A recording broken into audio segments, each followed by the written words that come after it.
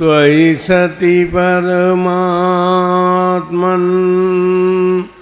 मादृशान् मुग्धान् कथमतनुवशत्वान् बुद्ध के शान्यजेयम् सुगतमगधरं वा वागधीशं शिवं वा जितभवमभिवन्दे भासुरं श्रीजिनं वा। देवादिदेव 1008 श्री आदिनाथ भगवान की 20वीं सदी के प्रथमाचार्य चारित्र चक्रवर्ती आचार्य श्री शांति सागर जी महाराज की, परम पूज्य आचार्य श्री वीर सागर जी महाराज की, परम पूज्य आचार्य श्री शिव सागर जी महाराज की, परम पूज्य दीक्षा गुरुवर्य आचार्य श्री धर्म सागर जी महाराज की, परम पूज्य आचार्य श्री अजित सागर जी महाराज की, परम पूज्य शिक्षा गुरुवर्य आचार्य कल्प श्री सुध सागर जी महाराज की, श्रीमद् जैन धर्म की जय हो। ये बोलिए परम पूज्य वात्सल्य वारिधि पंचम पट्टाचार्य आचार्य गुरुवर श्री वर्धमान सागर जी महामुनि राज की, समस्त आचार्य संघ की।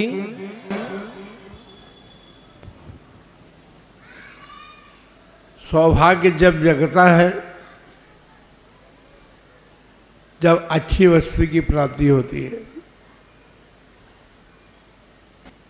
और अच्छी वस्तु जब मिलती है तो मन में उत्साह और आह्लाद जगता है। आह्लाद के साथ फिर उत्साह भी जगता है कि ये अच्छी वस्तु प्राप्त हुई है तो ये हाथ से चली न जाए।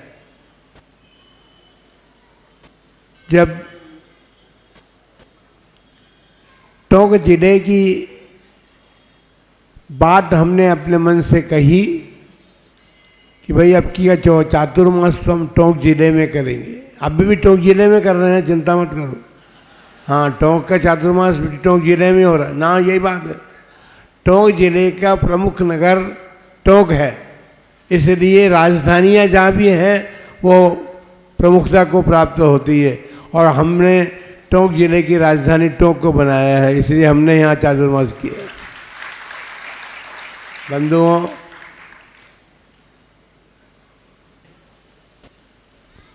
और जहाँ उत्साह होता है उस उत्साह को देख करके साधुओं का मन भी करता है। हमने कहा था ना कि चातुर्मास पर्व है, और उस पर्व में अनेक पर्व आते हैं, अनेक कार्यक्रम होते हैं। उसका कारण यह है कि वर्तमान में परम पूज्य चारित्र चक्रवर्ती आचार्य श्री शांति सागर जी महाराज की अनन्य कृपा से बहुत बड़ी साधु संस्था आपके देश में है। कुछ ऐसा आभास होता है, क्योंकि जब कोई रहता नहीं है तो लोग भूलना शुरू हो जाते हैं, और जब भूलना शुरू हो जाते हैं तो एक बार फिर स्मृति दिलानी पड़ती।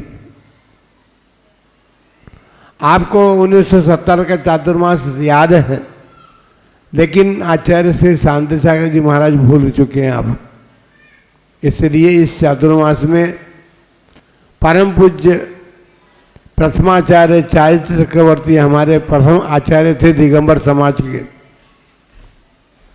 और वो दिगंबर समाज के केवल आचार्य ही नहीं थे, वे चारित्र के भी चक्रवर्ती थे। चक्रवर्ती सठखंड का अधिपति होता है। जब उसके आयुधशाला में चक्ररत्न उत्पन्न होता है तो फिर वो दिग्विजय के लिए जाता है। परम पूज्य चारित्र चक्रवर्ती आचार्य श्री महाराज के हृदय में बहुत पहले से ही, और हो सकता है कि पिछले जन्म से उनके मन में एक चक्र उत्पन्न हुआ हो, और रत्नाचल चक्र था, जिस चक्र के प्राप्त होने पर उन्होंने दिग्विजय के मन बनाया। लेकिन माता पिता के आग्रह से होता है कि माता पिता का आग्रह जब होता है तो बालक का एक कर्तव्य होता है कि उसका भी परिपालन करे। उनके मन में वैराग्य के अंकुर तो बहुत पहले से ही उत्पन्न हो चुके थे, लेकिन उन्होंने माता पिता की आज्ञा का सम्मान किया, और उस सम्मान को करते हुए वे माता पिता की जब तक समाधि नहीं हुई तब तक वे अब घर में ही रहे। और घर में ही, क्योंकि माता पिता ने यही कहा था कि भैया तुमको दीक्षा ही लेनी है तो कोई बात नहीं, कोई हम जब तक जीवित हैं, हमारा जीवन है, तब तक आप घर में रह करके धर्म की आराधना करो। अभी उनके जीवन को हम अभी कह नहीं रहे हैं, लेकिन उनके जीवन को देखा है, शास्त्र उनके जीवन चरित्र को देखा है। उनके धर्म की आराधना जो है प्राय करके बचपन से शुरू हो गई थी। जिनकी माता को गर्भ में आने पर भगवान की पूजा करने का दोहरा उत्पन्न हुआ हो, वे महापुरुष कैसे हो सकते हैं, इसका साक्षात उदाहरण परम पूज्य श्री शांति सागर जी महाराज हैं। बंधुओं, उन्होंने जो कुछ किया है सबके सामने है, और सब उसे भले आप भूल जाएं। बहुत सारे हम लोग हो गए हैं, हम लोगों को देख कर के आप भूलते चले जाएं तो कोई बात नहीं, लेकिन भूल नहीं सकते। उन्होंने ऐसा यश प्राप्त किया था, उनकी यश कीर्ति आप देखिए कि अपने जीवन में तो उन्होंने यश कीर्ति प्राप्त की ही, लेकिन जीवन के 100 वर्ष बीत जाने के बाद भी और 1955 में समाधि हो जाने के बाद भी आज भी सारा देश उन्हें याद करता है। उन्होंने जो कार्य किए हैं संस्कृति संरक्षण के लिए, और संस्कृति की संरक्षण और लोगों में संस्कार बने, इसके लिए जो उन्होंने किया। आप अपना जीवन भूल चुके थे, आपसे मतलब सारा देश भूल चुका था।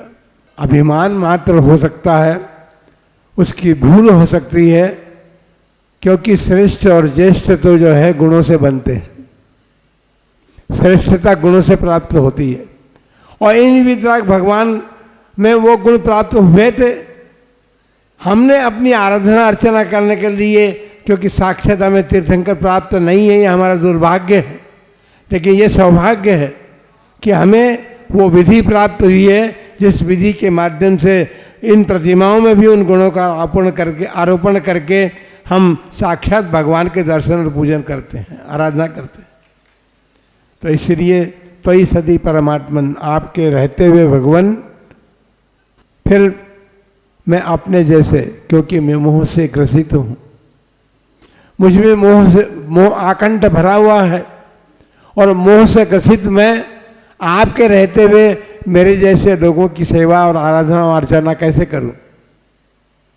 और उस आराधना अर्चना को उन्होंने छोड़ा। जिन लोगों ने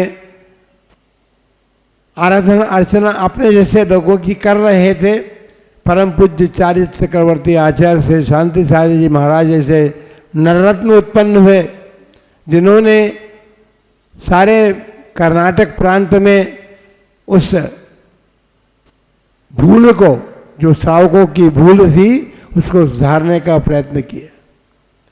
और आज हमें इन वितराग भगवानों के मंदिर जिनालय देखने को मिल रहे हैं। ये उनकी ही तपस्या का फल है। यदि वे 1105 दिन तक अन्न का त्याग नहीं करते तो ये जिनालय हमको नहीं मिल सकते थे। बंधुओं, जब जिनालय में कलेक्टर के माध्यम से अवांछित लोगों को प्रवेश कराया गया तो आचार्य महाराज का दिल दह गया। बोले हमारा ये जिनालयों की क्या दशा बनेगी। उन्होंने उन जिनालयों की रक्षा के लिए कोई लोग सुनने के लिए तैयार नहीं थे, मानने के लिए तैयार नहीं थे। उन्होंने तो भगवान महावीर के सामने 1105 दिन मतलब अन्न का त्याग कर दिया। जब तक ये जिनालयों की सुरक्षा नहीं होगी मैं अन्न का त्याग करता हूँ। हम आपको एक बात विशेष से बता दें कि उस समय उनके पास अन्न का त्याग करने के बाद खाने के लिए कुछ भी नहीं बचा था, केवल दूध और पानी बचा हुआ था। दूध और पानी पर उन्होंने 1105 दिन निकाले और इन जिनालयों की रक्षा की। बंधुओं, ये महापुरुष ही इस प्रकार के उपकार कर सकते हैं। तीर्थंकर भगवान हमारे उपकारी हैं, परमोपकारी हैं। और उनकी वाणी सुनकर के गंधर्व प्रभु ने हम पर उपकार किए हैं दासांग की रचना करके। और वो दासांग की रचना होकर आचार्य परमेश्वरियों ने हमें शास्त्र में निबद्ध करके उस दासांग वाणी को हमें प्रदान किया है। हम पर इतने बड़े उपकार हैं। 20वीं शताब्दी में चारी चक्रवर्ती आचार्य श्री शांति सागर जी महाराज के उपकार हैं। वे प्रथमाचार्य थे 20वीं सदी के दिगंबर। उसके पहले लोग कहते थे ये दिगंबर निगुर्रे हैं, इनको कोई गुरु नहीं है। दक्षिण भारत में उंगलियों पर गिनने लायक दिगंबर मुनि रहते थे, लेकिन उनकी चर्या भी इस प्रकार की थी कि उनको जंगलों में तो रहते थे और बाहर शहर में आते थे तो वस्त्र लपेट करके आते थे। बंधुओं, ये आचार्य श्री शांति सागर जी महाराज की परम कृपा है कि उन्होंने दिगंबर मुनि कैसे होते हैं इस बात को बताया। अपने आचरण से, अपने धर्म को, मुनि धर्म को धारण करके और अपने आचरण से बताया सारे लोगों को। दक्षिण भारत में नहीं, उत्तर भारतीय भी इस बात को जान गए। आज सारे देश में दिगंबर समाज के लोगों को दिगंबर मुनि देखने को मिल रहे हैं। ये उनकी परम कृपा है। तो आज हम अधिक नहीं कहेंगे, समय हो गया है। लेकिन सायंकाल आरती में जो लोग आते हैं, सारी समाज ने टोक की ये निर्णय किया कि भगवान आपके उपदेश तो हम सब श्रवण करेंगे ही, लेकिन उपदेश के साथ साथ कोई आचरण भी हमारे भीतर आए। तो कुछ त्याग, छोटे मोटे त्याग बताइए। त्याग हम करेंगे और अपने जीवन को सुधारने का प्रयत्न करेंगे। एक बात और है कि यही बात आज से 15 वर्ष पूर्व कलकत्ता में घटित हुई थी। सवेरे 5 बजे से लेकर के 9 बजे तक केवल धार्मिक चर्चा, ध्यान और उपदेश ही होते थे। लेकिन लोगों ने बहुत दिन हो गए तो आके प्रार्थना की कि भगवान उपदेश श्रवण करते करते तो दिन बीत गए हैं, अब कुछ आचरण तो हमारे भीतर उतरे। तो उन्होंने कहा छोटा मोटा कोई नियम नहीं दिए, छोटे मोटे नियम दिए। अभी नियमों की श्रृंखला बढ़ेगी आगे, चिंता मत करो। हाँ, आपको आश्चर्य होगा, 11-11, 10-10 साल के 2 बच्चे थे। वे भी उस दिन उस सभा में विद्यमान थे। उन्होंने भी निवेदन किया भगवान हमें भी आज छोटा सा नियम दीजिए। उनको जो नियम दिया गया, उन्होंने अपने घर में जाकर के दादी को कहा कि दादी हम तो आज महाराज से नियम लेकर के आए। और उस दिन का भोजन जो था वो उस नियम के अनुकूल बना हुआ नहीं था घर में।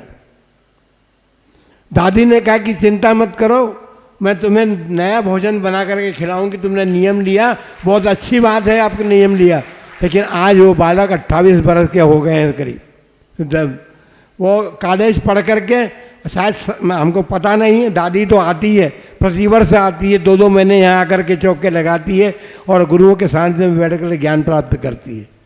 तो बंधुओं, ये गुरुओं का सानिध्य जो है हमारे जीवन को सुधारने के लिए होता है। अपने जीवन के जो भी अवगुण हैं वो हमें दे दीजिए, क्योंकि हम तो नोट खाते नहीं हैं। और वो संस्कार भी उनमें मलिन होते जा रहे थे, इसलिए उन्होंने अपने दक्षिण भारत से उत्तर भारत की यात्रा के मध्य वो संस्कार उत्तर भारतीयों में भी देने का पुरुषार्थ किया है। इसलिए आज आप सभी लोग भगवान के दर्शन कर रहे हैं। देव गुरुओं के आराधना अर्चना चातुर्मास का सौभाग्य आप लोगों को प्राप्त होता है। इसलिए उन महापुरुष परम पूज्य शांति सागर जी महाराज जो चारित्र के चक्रवर्ती थे और प्रथमाचार्य थे अपने, क्योंकि हमने कहा है एक बार कि जब तक वे आचार्य नहीं बने थे तब तक हमारे भाई लोग ये कहा करते थे, भाई लोग से मतलब श्वेतांबर लोग, वे यही कहा करते थे कि दिगंबर को कोई गुरु नहीं है, इनके ये निगुरु हैं, बिना गुरु के हैं। लेकिन जब वे गुरु बने तो उनके जीवन को सुन करके, उनके जीवन को देख करके उन लोगों का भी मन बना कि एक बार तो अपन उनको भी देख लें। और जब वे उनसे चर्चा करने के लिए वाद विवाद, चर्चा के वाद विवाद करने के लिए आए हैं, तो आचार्य श्री शांति सागर जी महाराज ने उनको उत्तर दिया, क्योंकि उन्होंने प्रश्न किया था आप हमें क्या समझते हैं। और वो ये समझते थे कि ये दिगंबर हैं तो ये स्पष्ट रूप से कहेंगे कि हम आपको नहीं मानते। लेकिन आचार्य महाराज बड़े दूरदर्शी थे, उन्होंने कहा कि हम आपको क्या माने भाई, हम तो आपको छोटा भाई मानते हैं अपना। बस इतनी सी बात में वो सारा ग्रुप है ना, समूह जो आया था वो बिल्कुल पानी पानी हो गया कि हम तो कुछ सोच करके आए थे, लेकिन ये महापुरुष तो अलग ही प्रकार के निकले। इन्होंने अपने वक्तव्य के अंदर अपने भाषा में हमें समझा दिया कि भाई तुम्हें क्या माने, तुम हमारे छोटे भाई हो। बंधुओं, ये योग्यता और विशेषता जो है वो पूर्व जन्म के संस्कारों के वश भी पुनः प्राप्त होती है। इसलिए उन्हीं आचार्य देव के चरणों में इस चातुर्मास में हम विशेष रूप से कार्य संपन्न करेंगे।